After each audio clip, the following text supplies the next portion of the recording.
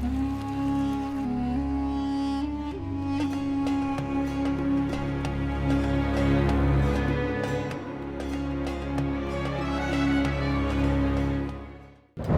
दिनों का super golden period, ग्रह चाल में परिवर्तन की लहर, हेल्थ और वेल्थ का मिलेगा कितना साथ, संबंधों में मिठास का तड़का या तनाव के बादल।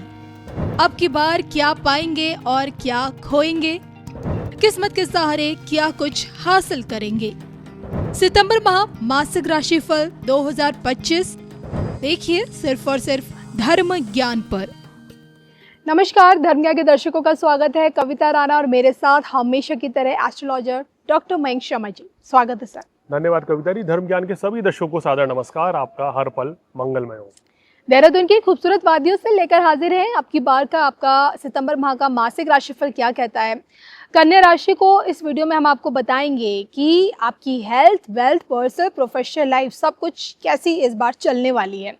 क्या आपको इस बार कहीं बड़ी इन्वेस्टमेंट करनी चाहिए या नहीं, ज़मीन लेनी चाहिए या नहीं, पार्टनरशिप में जाना चाहिए या नहीं, सेहत कैसी आपकी बनी रहेगी और कहाँ कोई आपको क्या धोखा दे सकता है या नहीं, इन्हीं सवालों के जवाब लेंगे मयंक जी से। सबसे पहले बात करेंगे, जानेंगे आपकी ग्रह चाल को लेकर। बताएं। देखिए, अगर बात करें कन्या राशि वालों की या कन्या लग्न वालों की, तो ग्रहों की स्थिति इनके लिए बड़ी अजीबोगरीब लंबे समय से बनी हुई है। अब देख लीजिए कि पहले राहु और केतु इनके सप्तम और लगन भाव में चल रहे थे, उसके बाद फिर परिवर्तन हुआ। तो वर्तमान में क्या पोजीशन बन रही है, कन्या राशि में मंगल चल रहे हैं, 13 सितंबर तक रहेंगे हालांकि, और दूसरे भाव में कोई ग्रह नहीं है, तीसरे भाव में नीच के चंद्रमा है। तो माह की शुरुआत नीच के चंद्रमा के साथ हो रही है। चतुर्थ भाव में कोई ग्रह नहीं है, पंचम भाव खाली, छठे भाव में राहु है और सातवें भाव में आपके शनि वक्री अवस्था में है। यानी शनि मंगल का समसप्तक योग जो है वो 13 सितंबर तक बरकरार रहेगा। उसके बाद मंगल तुला राशि में आ जाएंगे। अष्टम नवम भाव खाली, दशम भाव में गुरु है और एकादश भाव में आपके शुक्र की स्थिति है। द्वादश भाव में देखिए तीन बड़े ग्रह सूर्य, बुध और केतु की यहाँ युति बनी हुई है और इस युति के चलते कन्या राशि वाले ये महसूस करेंगे कि थोड़ा सा चिंता, थोड़ी सी परेशानी बरकरार रहने वाली है। अगर मैं बात करूं तो संपूर्ण माह जी, क्योंकि शुरुआत में सूर्य केतु का ग्रहण, उसके बाद में सूर्य लगन में आएंगे, शनि के साथ समसप्तक योग बनाएंगे, तो पूरे माह ही परेशानी बनी रह सकती है। तो कहीं ना कहीं कुछ ऐसा दिखाई दे रहा है कि कन्या राशि वालों के लिए ये महीना कुछ मिला जुला सा फल दे सकता है। बिल्कुल। तो यानी कि मिले जुले परिणाम इस महीने आपको मिल सकते हैं। तो आइए इन्हीं मिले जुले परिणामों के बीच सेहत इस पूरे महीने आपका कितना साथ देगी। तो ये सेहत को लेके इस पूरे महीने आपको बहुत ज़्यादा ध्यान रखना है। स्ट्रेस, एंजाइटी, अनिद्रा, मानसिक तनाव जी, किसी चीज़ को लेके जल्लाहट, फ्रस्ट्रेशन, चिड़चिड़ापन ये रह सकता है। तो आपको थोड़ा ध्यान देना है। इस महीने जो ग्रहों की स्थिति बन रही है, आपको सिर दर्द, माइग्रेन की समस्या अगर रहती है पहले से ही, तो उस तरह की समस्या भी बढ़ सकती है। तो आपको थोड़ा ध्यान रखना है, अपनी सेहत का ध्यान रखना है। तो कोई गंभीर समस्या, कोई गंभीर परेशानी नहीं आएगी। लेकिन पूरे माह में बीपी, कोलेस्ट्रॉल, हार्ट के जो पेशेंट हैं उन लोगों को भी अपनी सेहत का ध्यान देना चाहिए, अन्यथा तो उस तरह के रोग बढ़ सकते हैं। तो सेहत के लिहाज से पूरा महीना ही जो है आपके लिए वो कह सकते हैं कि सावधानी पूर्वक चलने का है।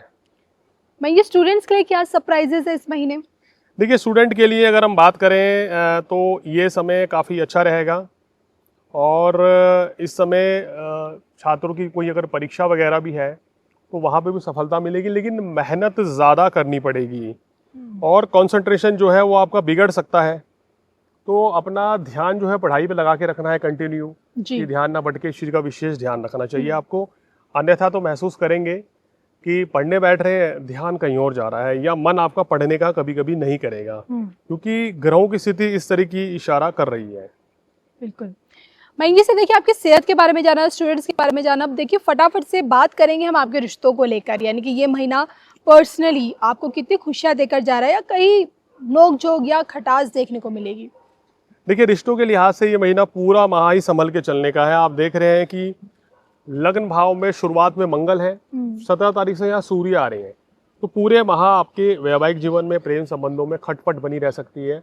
कोशिश करें कि कोई मिसअंडरस्टैंडिंग ना हो, एक दूसरे को समझें, एक दूसरे की प्रोफेशनल जो कहना चाहिए कमिटमेंट है उसको भी समझें, और कहीं ना कहीं आप दोनों एक दूसरे के लिए भी समय निकालें, चाहे भले ही थोड़ा कम निकले। तो ये सब चीज़ें आप दोनों को बैलेंस करनी होगी, अन्यथा तो कभी कभी इस चीज़ को लेके मनमुटाव हो सकता है। नौकरी पेशा वाला व्यक्ति हो या फिर व्यापारी वर्ग, तरक्की की कितनी बड़ी उड़ान इस बार भरेगा? देखिए, इस महीने नौकरी पेशा है या व्यापारी व्यक्ति को खासकर मेरा ऐसा मानना है कि 13 सितंबर के बाद से ज़्यादा सक्सेस मिलेगी। उसके बाद का समय आप व्यापार नौकरी में सफलता अर्जित कर पाएंगे और बेहतर कर पाएंगे अपने कार्य क्षेत्र में।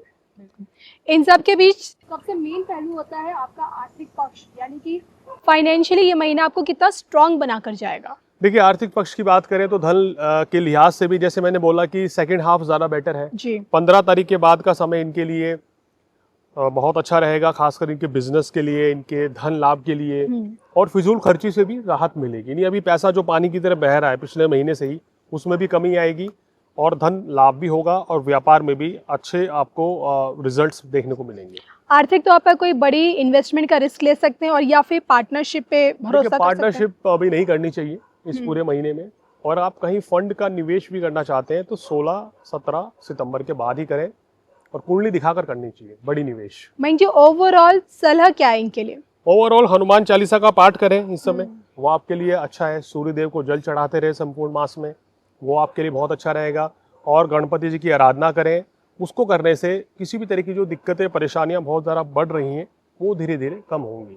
जाते जाते घर की गृहिणियों के लिए भी? देखिए, गृहिणियों के लिए भी ये महीना थोड़ा सा चैलेंजेस भरा रहेगा। इस महीने रेस्पॉन्सिबिलिटीज बहुत ज़्यादा रहेंगी। हो सकता है कि आपको पारिवारिक जिम्मेदारियां बहुत ज़्यादा निर्वाह करनी पड़े, तो उसको लेके आपको जिम्मेदार पूरा रहना है, अपनी सेहत का भी ध्यान रखना है, क्योंकि हेल्थ अच्छी रहेगी तो अभी आप रेस्पॉन्सिबिलिटीज को कंप्लीट कर पाएंगी जी। किसी भी तरह का क्रोध आता है, नेगेटिविटी आती है, तो उस चीज़ से बचें तो आपके लिए बेहतर रहेगा। इसी के साथ मुझे महेश शर्मा जी को दोनों को ही अनुमति दीजिए। नमस्कार।